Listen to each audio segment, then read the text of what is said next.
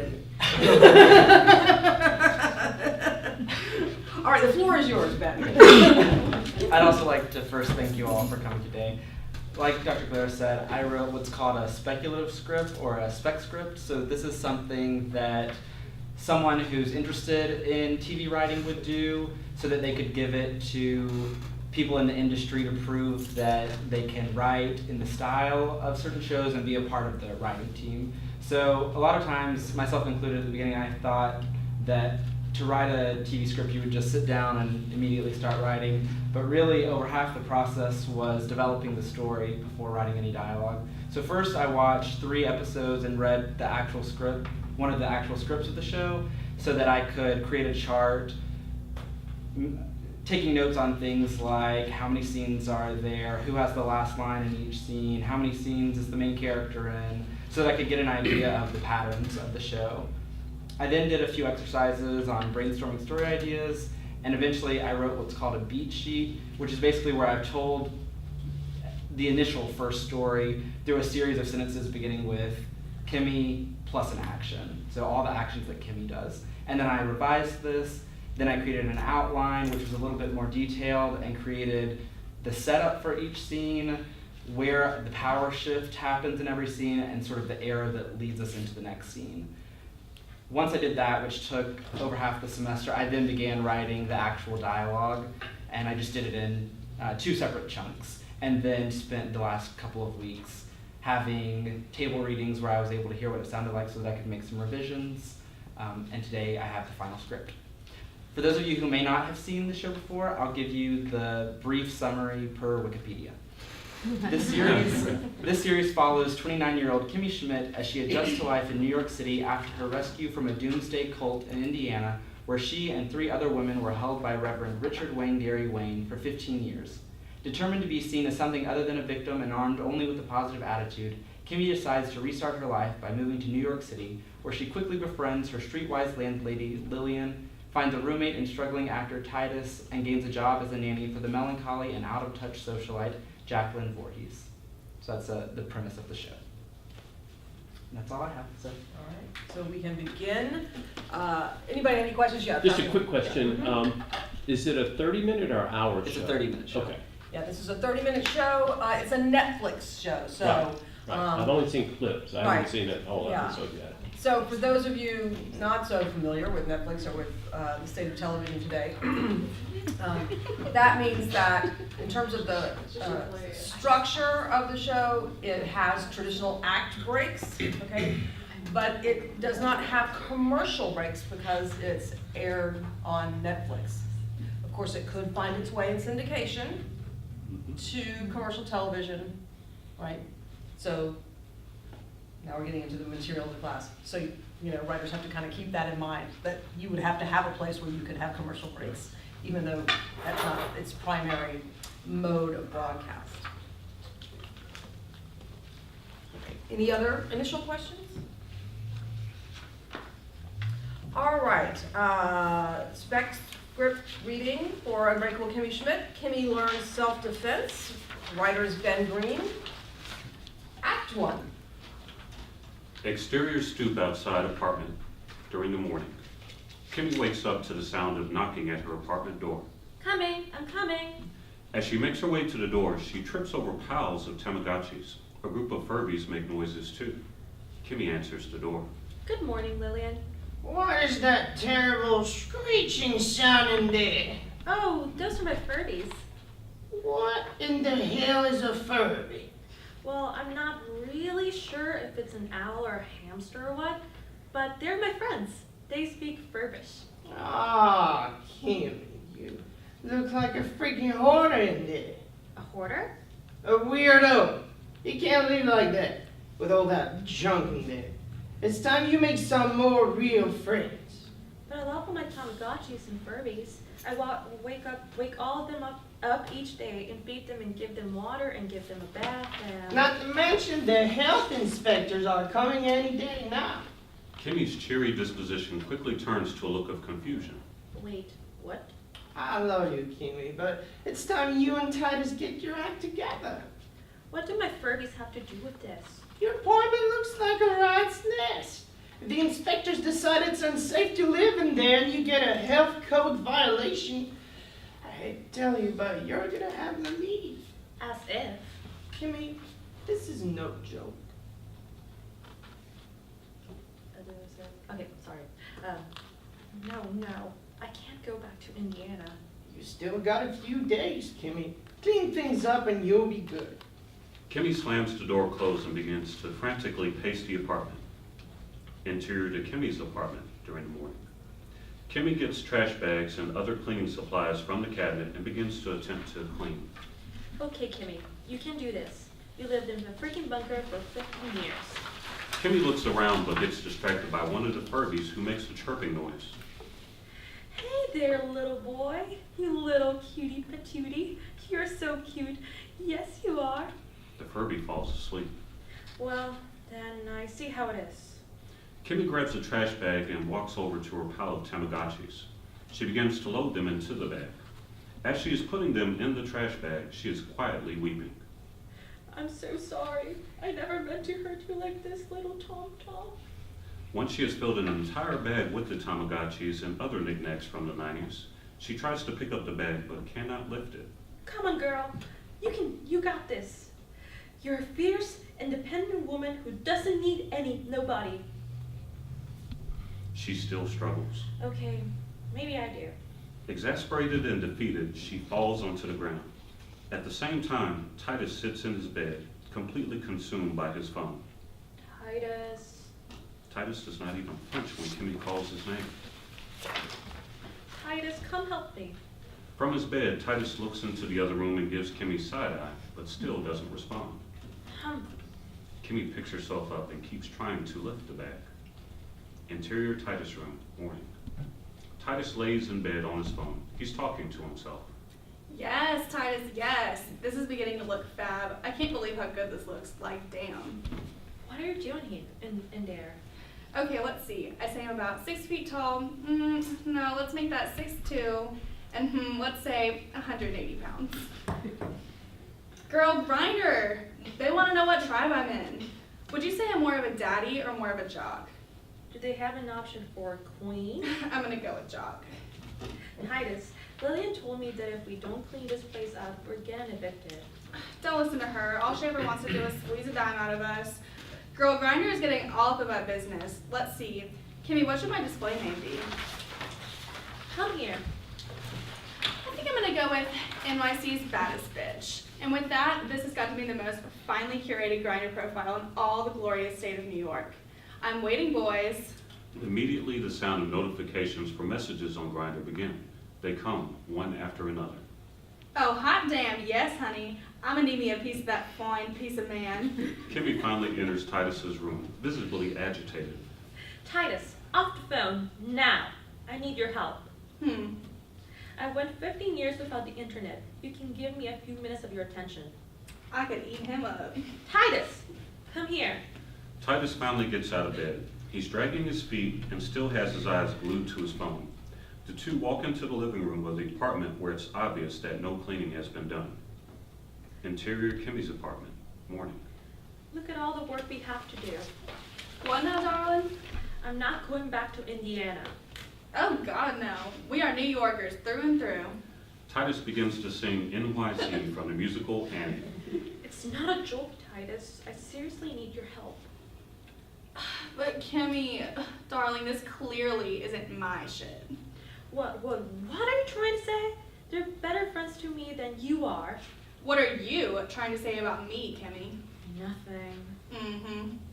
Kimmy just stares at the ground. Titus begins to sing the music scale. You're being selfish. You care more about all that frou-frou on your phone than me. You barely even respond to me. I need your help. OMG, Kimmy, look at him. Titus gets a little Of course I'll send you a pic, boo-boo. Oh my gosh, it's 9 a.m. I'm about to miss Wendy Williams. How you doing? It's 9 a.m.? Mrs. Voorhees is gonna kill me. Kimmy runs around the apartment grabbing her backpack and other belongings. Titus sits down on the couch and turns on the TV. Titus, please. At least take out these trash bags while I'm gone. The inspector's gonna come in a couple of days. Yes, Wendy, yes. Titus, Please. Titus is obviously more engaged in a TV show rather than Kimmy. Yeah, I got it, boo. I'll take your trash out right now. Wow, thanks. I gotta go. Kimmy leaves the apartment quickly. End of Act 1. Act 2. Exterior New York City street, morning. Kimmy runs through the streets of NYC. She gets slowed down by throngs of tourists, a motorcade, and funeral procession, and the fact that she strictly obeys the traffic signals, despite no traffic coming in some areas. Along the way to the Voorhees apartment, she passes numerous subway stops, but shudders as she sees them. After passing her third subway stop, Kimmy stops. Come on, Kimmy. Don't be stupid. You got it. You can do this. But it's so scary. I can't enter another bunker. I can't do this. But I need to get to work so I don't get fired. But I don't want to go down into that scary hole in the ground. Kimmy begins to hyperventilate. I can do this. No, I can't do this. I can't do this. Kimmy decides to keep running. Interior Voorhees kitchen, mid-morning. Kimmy busts into the Voorhees apartment, clearly a frantic mess. I'm so sorry, Miss Voorhees. I woke up late and found out that my inspectors are coming to my apartment soon and Stop. I don't want to hear it. I really didn't mean to. Please forgive me. It's obvious that you clearly don't have a care in the world for my dear son, Buckley. If you did, you wouldn't have been late. It's as clear as that, Kimmy. But I love Buckley. Obviously not enough. He had his morning breathing exercises and facial yoga lessons. It's the hottest trend of New York City. I read about it in Glamour magazine. You don't care to show up in time. What makes me think you give a flip about Buckley, my dog, or me? But A knock at the door interrupts the conversation. I'll get it. Oh, no, you won't. Miss Voorhees answers the door. It is her kickboxing instructor. Flustered by the man's attractiveness and big muscles, her disposition immediately changes. Well, hi there. Hi, Miss Voorhees. The instructor is clearly checking out Kimmy. Kimmy remains oblivious. Can I grab you a vegan power bar or some protein powder? Surely you need some energy for your big muscles. The instructor walks over to Kimmy. I'm fine. And who are you? Hi, I'm Kimmy. I work for Miss Voorhees. Well, why don't you join our kickboxing lesson? Oh no, she doesn't want to. She's just here to take care of things. Are you sure, Kimmy? I don't even know what kickboxing is. See, she's really not that interested. What is it? Just join us. I'll teach you. Okay. I don't know about that. You have a long to-do list today, Kimmy. I guess you're right. Come on, Kimmy. You can do it later. Join us. Miss Voorhees appears agitated, but she's trying to remain cool in front of the instructor. Yeah, that'd be great. Let's get started, ladies. They walk into the living room, which is cleared out. The instructor begins the exercise session. Okay. Start with your feet together and then kick like this. He demonstrates a front kick. Kimmy and Miss Voorhees repeat. Miss Voorhees is clearly better at the exercise. Kimmy appears awkward and uncoordinated. Great job, Kimmy. Keep it up. Thanks. So, is this self-defense? Not quite. It's an exercise. But it looks just like Chuck Norris when he does a roundhouse kick. Kimmy, you're so funny. This is great. I've been needing to learn self-defense ever since I saw the light. Saw the light. Ignore me, I was just... Yeah, ignore her. Let's get back to the lesson, cutie. How's my form?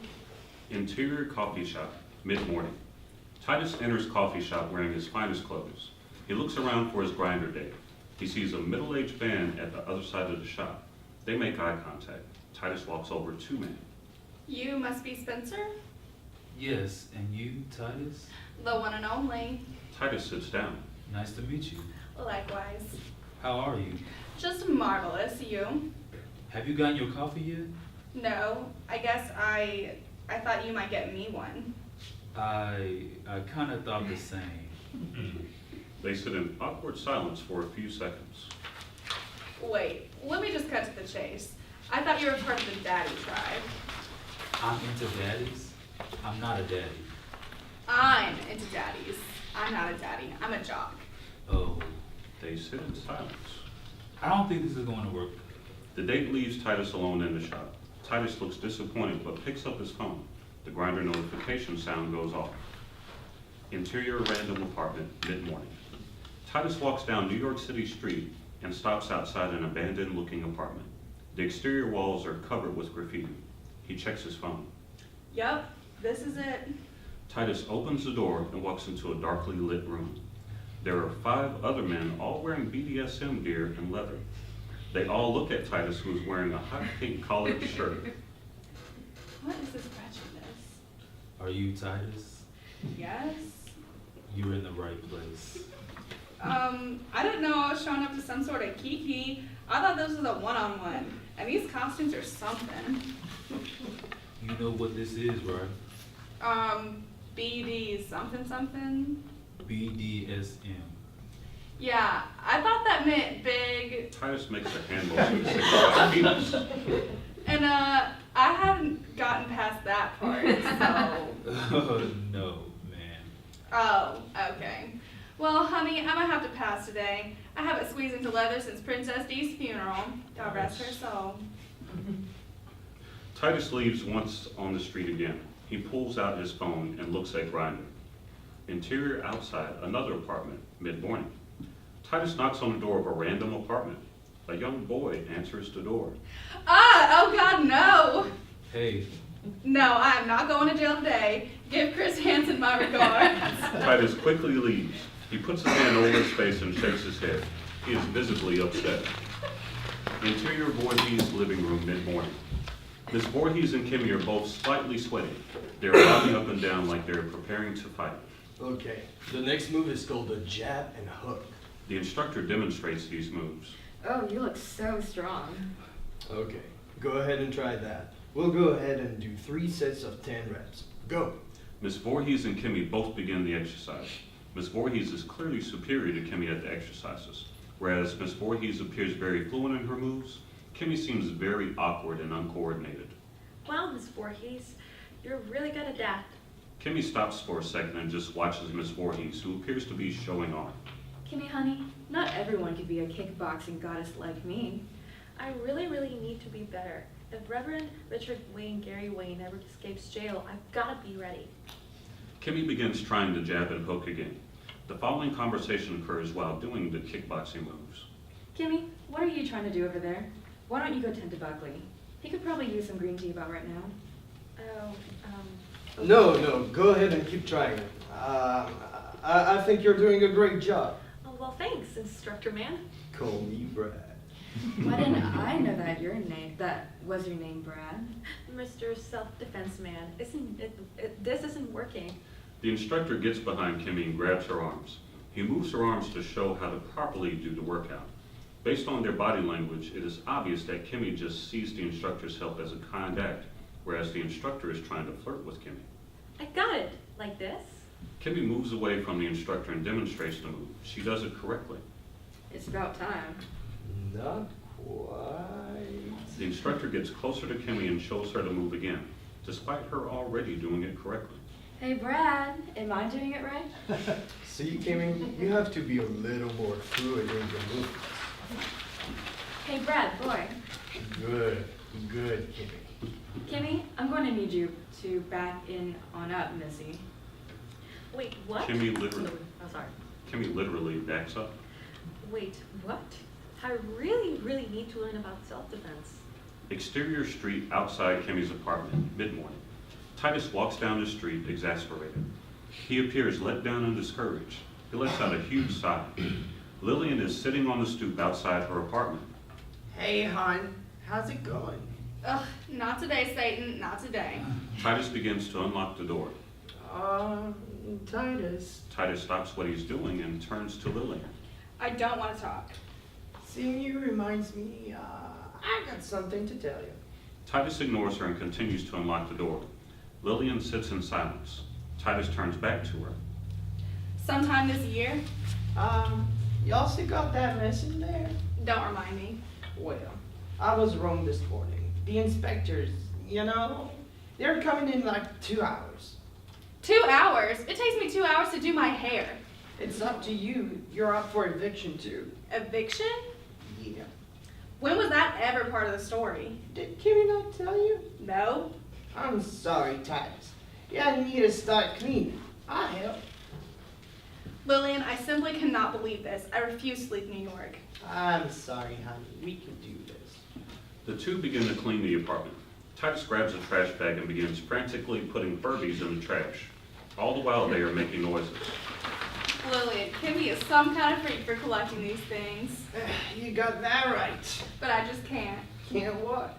They're like her little babies. They're in mint condition. I could probably sell these little things for a huge profit on eBay. Stop it, Titus. I know, but I don't know which she loves and which she doesn't care about. Give her a call, but don't freak the girl out. Titus takes out his cell phone and FaceTime calls Kimmy. Titus appears on Kimmy's phone screen. Interior Voorhees kitchen, mid-morning.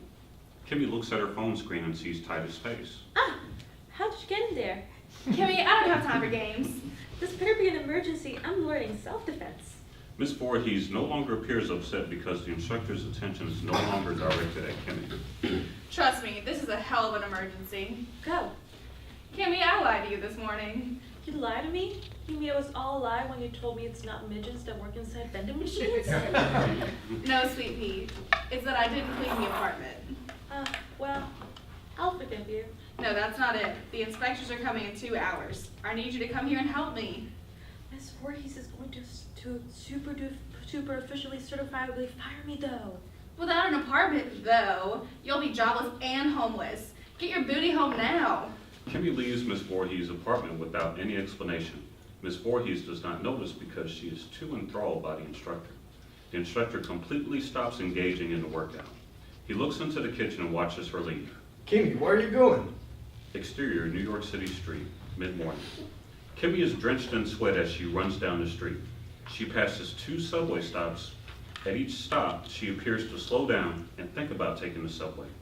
At the 3rd station that she passes, she completely stops. Come on, Kimmy. Don't be stupid. You can do this.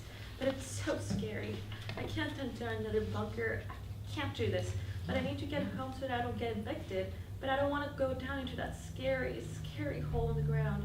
I can do this. No, I can't do this. I can't do this. She then looks up and sees a group kickboxing class happening. She looks up to the sky as if she's had an epiphany. I can do this. After all, I know self-defense. Come at me, Bruce Lee. Kimmy makes her way into the subway station. Once she makes it down the stairs, she sees an older man selling flowers for $1. Flowers for $1, flowers for $1. What a scam. Flowers don't grow underground. I'm not spending another 15 years in a freaking bunker. Ma'am, would you like to buy? Kimmy hits the man with her jab and hook kickboxing move. She also just starts kicking and hitting him in any way possible. Moves that look more like a cat fight than any type of proper kickboxing or self-defense moves. You're not getting me this time. Stop, somebody help. A crowd forms and people begin to film the fight with their cell phones. World Star. Come quick! This crazy chick won't stop! An officer soon appears and handcuffs Kimmy. What? Don't take me, please. It's him that you need to arrest. He was gonna get me. The officer and Kimmy make their way through the crowd as people continue to film the incident. Interior Voorhees kitchen, noonish. Miss Voorhees pours herself a glass of white wine. The local news is on the TV in the background. We're now receiving information that an unidentified local woman is currently being held in a New York City subway station after beating up an elderly man. We're waiting for more information to emerge. On the screen is cell phone video footage of the incident. Kimmy? Is that Kimmy? Miss Voorhees takes a final gulp of her glass of wine. Hold on, Kimmy. Who else is gonna give me my daily foot massage? Miss Voorhees quickly leaves the apartment. Interior subway holding station, noonish. As Kimmy walks into the holding cell, she looks around. There are 4 other women there. They look exactly like her former bunker sisters, except they look like stereotypical convicts. Example, lots of tattoos with disheveled clothing. No. Not again. I can't do this again. What time is this for you? No, Homegirl, you're gonna have to chill. We've all been here before. not again. I believe that this is just a test for us all. With the power that is almighty God, we will make it through this together. Bitch, you stole some M&M's from the 7-Eleven down the subway stop. Idiot. Kimmy just stares at the women. Do I know you from somewhere? No. I swear, I'm not going crazy. Well, it's lunchtime and your girl is hungry AF. Somebody got that spicy Cheetos? Who's got that ramen and who's got the battery-powered hair straightener? Check and check. Holding cell woman number 1 gathers all of the ingredients and supplies. Y'all best let me know if Johnny 5-0 starts creeping over here. The holding cell woman number 1 begins to cook the meal. OMG, I've totally had this meal before. I haven't smelled the homey smell of spicy Cheetos infused ramen since we ran our batteries in the bunker, I mean my house. Interior bunker, flashback. Kimmy is age 15. She is surrounded by 3 other women. They are sitting in a circle. Kimmy does not make eye contact with any of the other women. She sits shivering and weeping and only looks at her Tamagotchi. No! What is it, baby? It's gonna be okay. Tom. It's okay, honey. We'll make it through. What is that you have? Nothing. I think my baby sister had one of those things. Is it one of those little keychains that you feed? Yeah, I'll keep you company, and so will we. it just died. Aw. Hey, baby, we'll see. I just want to go home. This is home. Baby Jesus sent us here. Don't listen to her. Are you hungry? Oh, what's your name, baby girl? Kimberly. Okay, Kimmy, I'll make you my specialty. I've honed this recipe over the last few years. It's from my cookbook, Mastering the Art of Bunker Cooking. Bunker sister number 1 begins to prepare the meal. She gives Kimmy the first bowl of soup. It looks the same as the meal prepared in the holding cell. Thank you. Kimmy begins to cheer up a little bit, but she keeps looking down at her dead Tamagotchi. Sister, you're gonna have to let that go. I want my Tamagotchi to come back though. I know. But you can't rely on toys like that to be your only friends. We're here for you. Kimmy grins and finally makes eye contact with her sisters. She tosses the Tamagotchi into the waste bin and begins to slurp her soup. Interior subway holding station, afternoon. Kimmy makes the same grin that she had at the end of the flashback. You know, it is going to be all right. Yeah, it is. But holy crap, I might not even be in New York City come tomorrow.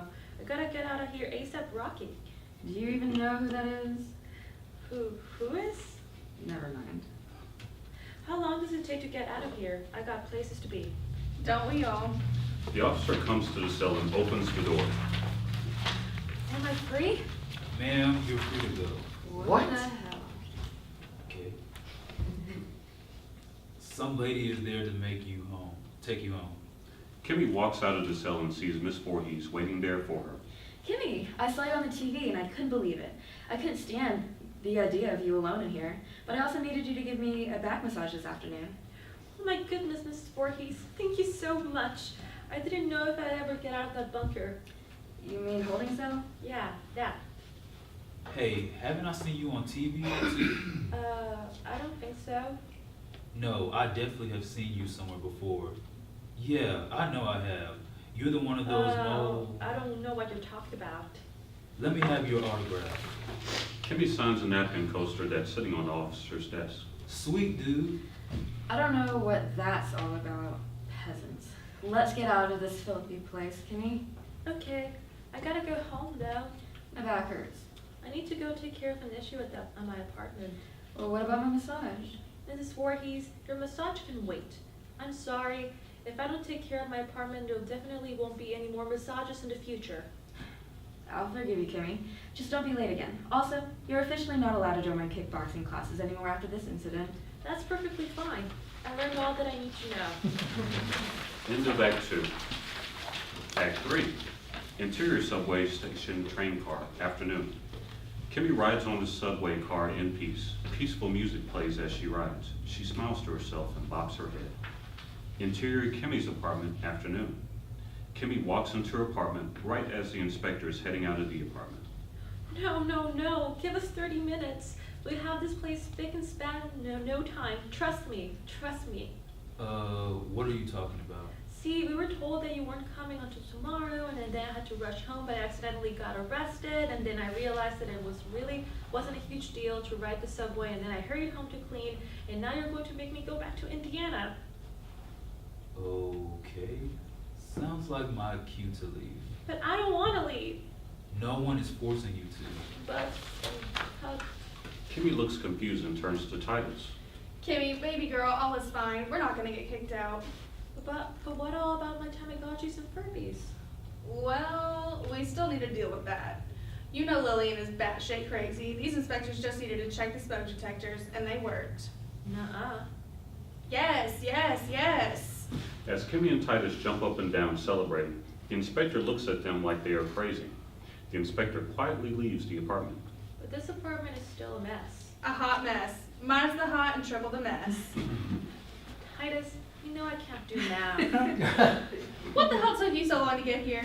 I got arrested for attacking someone. What? Kimmy, I didn't mean to. you can't do shit like that in these parts. I know.